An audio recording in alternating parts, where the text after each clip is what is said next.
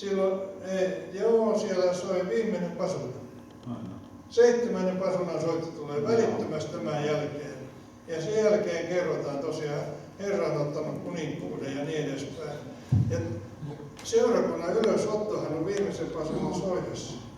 Se sanotaan ihan suoraan kanssa, jos haluatte tutkia Raamattua tarkemmin. Eli mä ymmärrän näin, että ne on hyvin lähellä siinä, että onko ne ihan samassa vai ei. Ei ole pätevyyttä mulla siihen, mutta Herra tietää. No niin, mutta tästä ilmeisesti meidän täytyykin ottaa oikein nämä asiat vähän tarkemmin käsittelyyn jossain vaiheessa. Mutta sitten mennäänpäs, mä aloitan nyt 1. Tessalonikalaiskirja, jos Irma sieltä lukisi 1. Tessalonikalaiskirja 4. luku, jakeesta 14, jakeen 17 loppuun.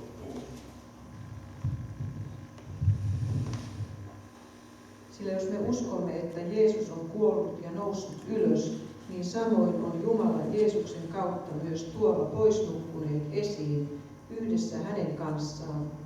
Sillä sen me sanomme teille Herran sanana, että me, jotka olemme elossa, jotka jäimme tänne Herran tulemukseen, jäämme tänne Herran tulemukseen, emme suinkaan ehdi ennen niitä, jotka ovat nukkuneet. Sillä itse Herra on tuleva alas taivaasta käskyhuudon, ylienkelin äänen ja Jumalan pasunan kuuluessa, ja Kristuksessa kuolleet nousevat ylös ensin. Sitten meidät, jotka olemme elossa, jotka olemme jääneet tänne, temmataan yhdessä heidän kanssaan pilvissä Herraa vastaan yläilmoihin, ja niin me saamme aina olla Herran kanssa. Joo, kiitos. Tässä esiintyy tämä tempaus-sana, joka on niin kuin vakiintunut yleiseen käyttöön, eli se tarkoittaa seurakunnan ylösottoa. Niin se on täältä Tessalonikalaiskirjeestä sitten tullut tämmöisen yleisempään käyttöön, koska siitähän tapahtumassa käytetään monenlaisia muita nimityksiä Raamatussa. Puhutaan Kristuksen Jeesuksen päivästä ja Herran paluusta ja Jeesuksen tulosta ja niin edespäin. Mutta nyt minä ehdotan, että me katsotaan, mitä Herra itse opetti tulemuksestaan. Niin me ollaan niin kuin raamatullisella vakaalla pohjalla. Ja nehän löytyvät Matteus 24, me voidaan mennä sinne ensiksi. Ja sitten mennään Markus 13, sitten Luukkas 17, sitten Luukkas 21. Ja siellä ne on lueteltu nämä asiat. Matteus 24. Silloin kun Jeesus oli siellä pyhäkössä ja opetuslapset tuli ja halusi myöskin näyttää hänelle niitä pyhäkön komeita rakennuksia, että Herra katsasi niin kuin turistin silmi vähän niitä, että onpas tässä. Ei hän katsonut niitä turistin silmiin, vaan hän katsoi niitä profeetan silmiin. Mutta sitten se jäi niin kuin kaivelemaan vähän niitä opetuslapsia ja jakeessa 3 he teki nämä kysymykset, jos Irma lukisi ne. Ja kun hän istui Öljymäellä, tulivat opetuslapset erikseen hänen tykönsä ja sanoivat, sano meille, milloin se tapahtuu, ja mikä on sinun tulemuksesi ja maailman lopun merkki. Eli tässä on oikeastaan 3 asiaa, mitä he niin kuin kysyvät. Milloin se tapahtuu, tarkoittaa temppelin tuhoa, se käy tuolta asiayhteydestä ilmi. Ja mikä on sinun tulemuksesi merkki, ja mikä on sitten täällä sanotaan maailman lopun merkki, ja se on käännösvirhe. Siinä pitäisi olla aikakauden lopun merkki. Maailman loppu ei tule vielä silloin. Tuosta äskeisestä kaaviosta, joka oli tuolla ylhäällä, te näette, että Kristuksen tulo on ennen 1000-vuotista valtakuntaa. Se annetaan siellä Raamatussa ihan selvästi näin. Ja maailmanloppuhan tulee vasta 1000-vuotisen valtakunnan jälkeen. Eli ero on ainakin 1000 vuotta siinä. Eli tämä jae pitäisi olla se loppu sinun, mikä on aikakauden lopun merkki. Eli Jumalan armon aika loppuu jossain vaiheessa. maailman historia kääntyy toisinpäin silloin, kun Kristus palaa kunniassaan. No sitten Jeesus antoi täällä tämmöisiä monia tuntomerkkejä. Mä en nyt niitä sitten sen enempää teidän kanssanne, että voitte lukea niitä, jos haluatte. Täällä on monta tulee minun nimessäni ja tapahtuu maailmassa monenlaisia asioita. Ne on niin sanottuja aikainmerkkejä. Ja oli hävityksen kauhistukset ja niin edespäin. Mutta sitten Herra puhui siitä seurakunnan tempauksen hetkestä ja mennään vähän eteenpäin tuossa. Ja jae 27. Sillä niin kuin salama leimahtaa idästä ja näkyy Haman länteen, niin on oleva ihmisen pojan tulemus. Jeesus kuvasi tulovansa tällä lailla. Hän vertaa sitä salamaan. No, me jokainen tiedämme, että salama näkyy ja yleensä kuuluukin muuten aika hyvin. Että se on semmoinen oikein niin kuin havainnollinen asia, joka kuvaa Herran tulemusta parhaalla tavalla, koska Herra itse valitti sen tällä lailla. Ja sitten jos me katsotaan, mitä silloin tapahtuu, niin se on jae 29-31. Mutta kohta niiden päivien ahdistuksen jälkeen aurinko pimenee, eikä kuu anna valonsa, ja tähdet putoavat taivaalta, ja taivaiden voimat järkkyvät.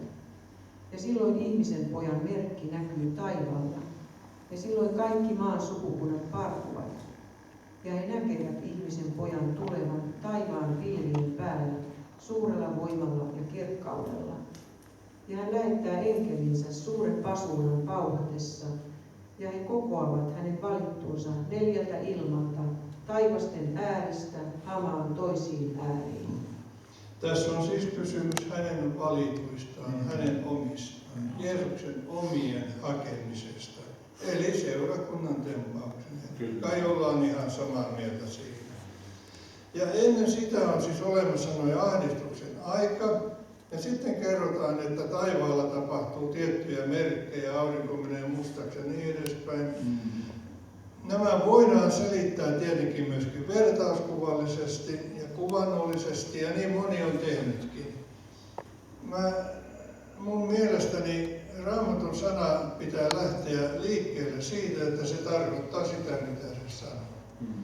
Jos Jeesus sanoo, että se on aurinko, niin se on aurinko. Jos hän sanoo, että se on kuu, niin se on kuu. Tämä on peruslähtökohta ylipäänsä kaikille terveille Raamatun tutkimiselle. Sen lisäksi on tietenkin olemassa tämä profeetallinen ja vertauskuvallinen niin kuin taso näissä asioissa. Mutta ensisijaisesti me luemme sitä ihan niin kuin se on tavallisella talonpoikaisjärjellä luetaan asioita. Mä uskon, että Herra halusi meidän ymmärtävän ylipäänsä, mitä hän on sanonut ja mitä täällä kuvataan. Ei tämä ole mitään sellaista teologiaa, josta menee aivot solmuina, mä en ymmärrä ollenkaan mistään mitään. Ei. Vaan kun Jeesus puhui, hän puhui yksinkertaisesti, selvästi, tavallisilla ilmaisuilla, tavallisille ihmisille, niin että mekin voimme ymmärtää nämä asiat. Sen jälkeen kerrotaan, että ihmisen pojan merkki, mä en tiedä mikä se on, Betlehemissä se oli tähti ja ristihän on kristinuskon merkki. Sitä ei ole Raamatussa kerrottu, se enempää odotellaan nyt ja katsotaan sitten, mutta se tiedetään silloin, kun se tulee näkyviin. Me voimme luottaa siihen, että siihen mennessä niin ymmärrämme sen. Ja me sitten sanotaan näin jakeessa 30. Kaikki maan sukukunnat parkuvat ja näkevät ihmisen pojan tulevan. Tämä toistuu näissä muistakin synoptisissa evankeliumeissa. Siis kaikki maan sukukunnat tarkoittaa kaikkia maailman kansoja, sukuja, kieliä, eikö näin? Ihmisiä ylipäänsä ympäri maailmaa. Ei siitä pääse mihinkään. Ja me näemme myöskin se, että se ei ole heille mieluisa asia, päinvastoin he pelkäävät, koska he tietävät, että silloin alkaa tuomion ajat, mutta se mikä on oleellista, niin he näkevät ja kuulevat Herran tulon. Ja mä olen halunnut sitä korostaa sen takia, koska Raamatussa se sanotaan niin selvästi ja niin moneen kertaan.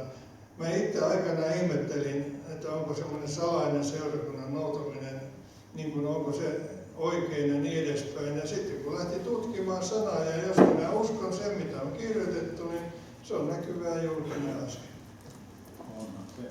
Ei sitten pääse mihinkään muuhun. Ja hän lähettää enkelisen suuren pasunan pauhatessa ja he kokoavat hänen valittunsa 4 ilmalta. Eli joka puolelta sitten maailmaa kootaan, enkelit tekevät tämän asian.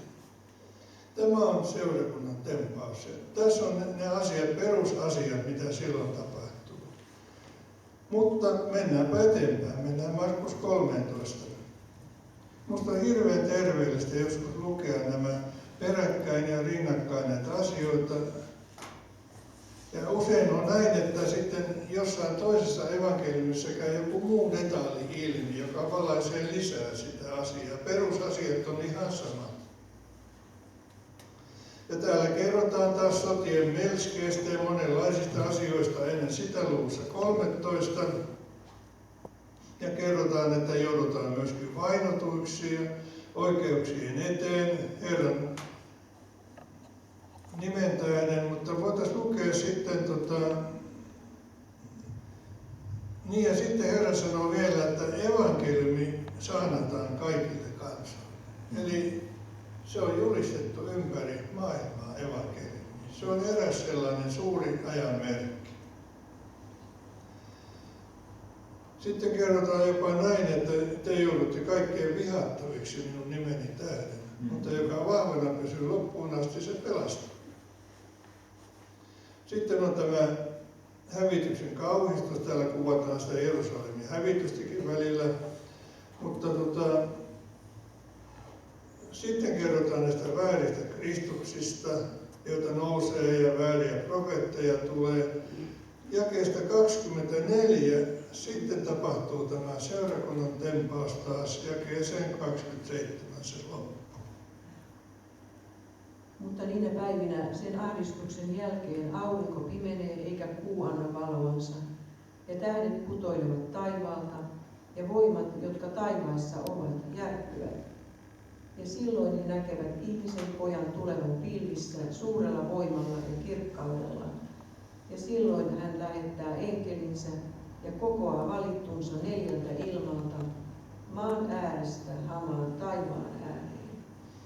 Niin kuin huomaan, niin ihan sama asia. Ensin on ahdistuksen aika, sen jälkeen tulee auringossa ja kuussa ja tähti taivaalla nämä samat merkit esiintyvät. Ja sitten ihmiset näkee Jeesuksen tulemuksen. Jälleen kerran he näkevät sen.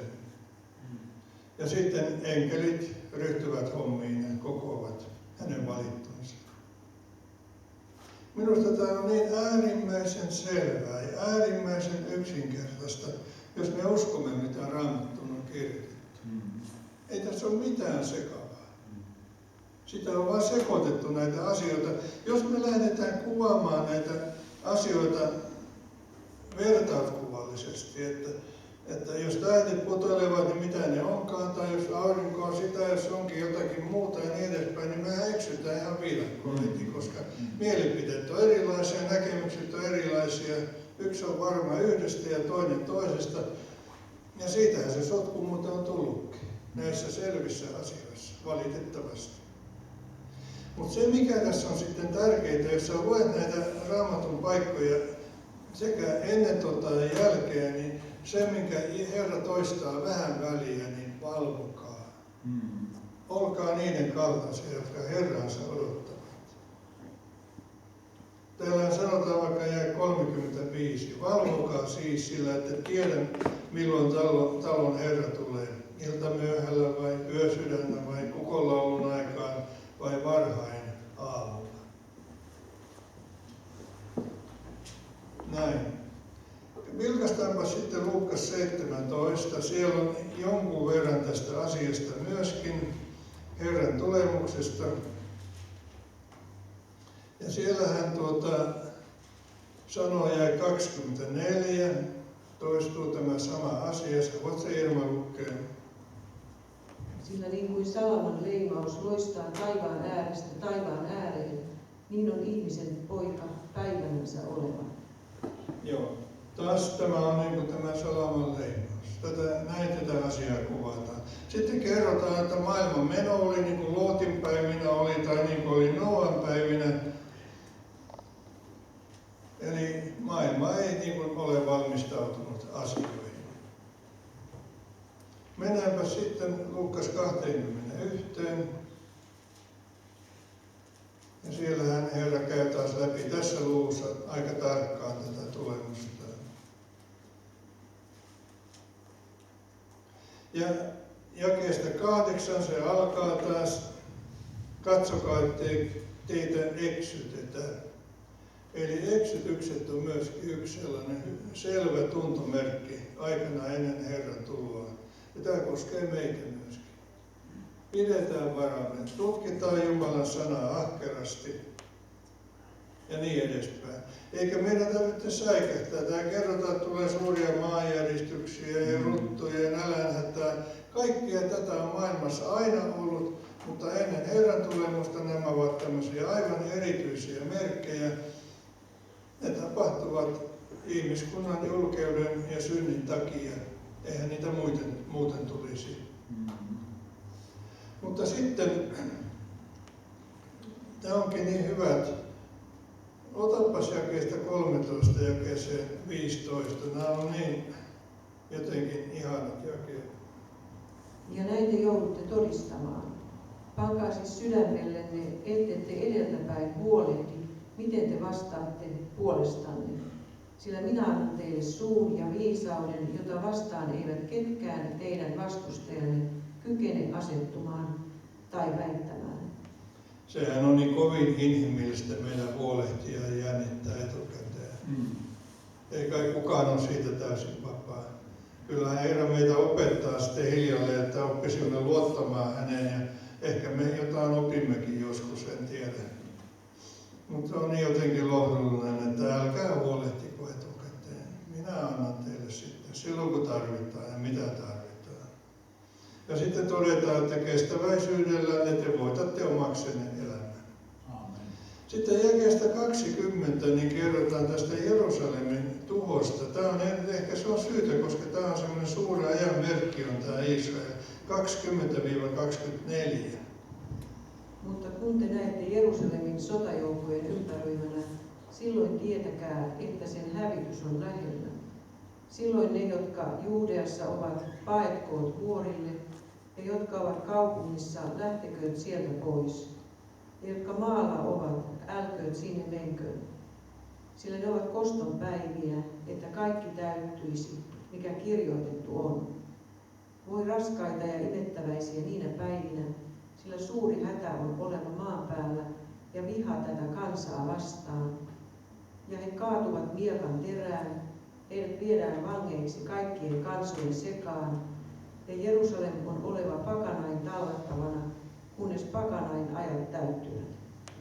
Niin kuin huomasitte, niin tätä kansaa vastaan, eli juutalaisia. Tässä puhutaan juutalaisten kohtalosta. Ja myöskin heidän paluunsa sitten aikanaan, niin kun pakana-ajat päättyvät, niin Jerusalem tulee heidän haltuunsa uudestaan. On se jännä tämä Raamatun profeetia. Ja on se niin luotettavaa, että aivan mahtavaa. Sitten jäi 25-28. Ja on oleva merkit auringossa ja kuussa ja tähdissä, ja ahdistus kansoilla maan päällä, ja epätoivo, kun meri ja aallot pauhaavat. Ja ihmiset menehtyvät peljätessään ja odottaessaan sitä, mikä maanpiiriä kohtaa, sillä taivaiden voimat järkkyvät. Ja silloin he näkevät ihmisen pojan tulevan pilvessä suurella voimalla ja kirkkaudella.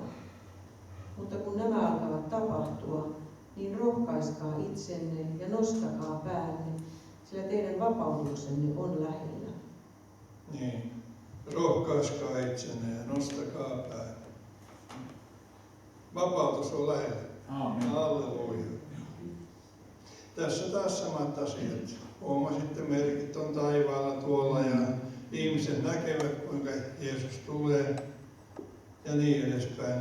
Eli kyllä nämä 3 evankeliumia, niin eikös ne stemmaa ihan täysin. Mä tein tuossa mun kirjassa, mulla siellä yksi yhteenveto sitten ihan niistä juuri tempauksen hetkellä tapahtuvista asioista. Ja se on kyllä jännittävää, että ne lyö niin yksin kaiken kanssa. Ehkä mä otan sen nyt tässä lyhyesti, jos meillä sen verran on aikaa.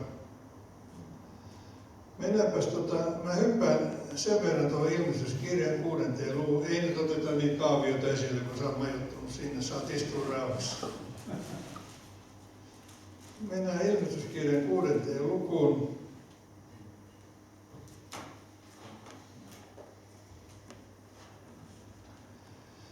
Ja siinä sen loppupuoleen. Se on oikeastaan jakeesta 12, jakeeseen 17. Niin siinä on, luepas Irma sieltä, 6, 12-17.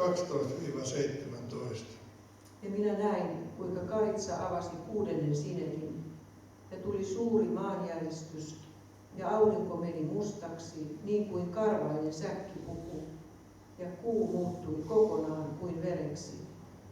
Ja taivaan tähdet putosivat maahan, niin kuin viikunapuu varistaa raakaleensa, kun suuri tuuli sitä pudistaa.